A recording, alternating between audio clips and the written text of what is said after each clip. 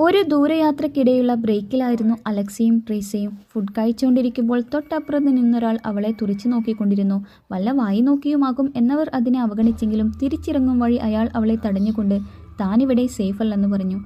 ഒന്ന് പേടിച്ചെങ്കിലും ആ പറഞ്ഞത് കാര്യമാക്കാതെ അവർ യാത്ര തുടർന്നു. വഴിയെല്ലാം വളരെ വിജനമായിരുന്നു. നല്ല പോലെ ക്ഷീണിച്ചിരുന്ന അവർ ഗ്യാസ് സ്റ്റേഷനിലെ ആൾ റെക്കമെൻഡ് ചെയ്ത ഒരു നൈറ്റ് സ്റ്റേയിലെത്തി.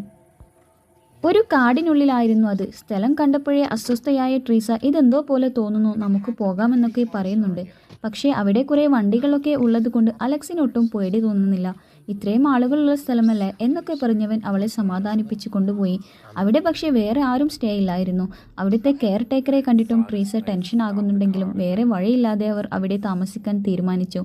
നന്നേ ക്ഷീണിച്ച് ഉറങ്ങാൻ കിടന്ന അവരുടെ ബെഡിന് താഴെ മറ്റൊരാൾ ഉണ്ടായിരുന്നു. അവർ ഉറങ്ങിയെന്നുറപ്പായപ്പോൾ ഒരു മുയൽ മാസ്ക് വെച്ചിരുന്ന അയാൾ എണീറ്റ് ട്രീസയുടെ നേരെ വന്നു.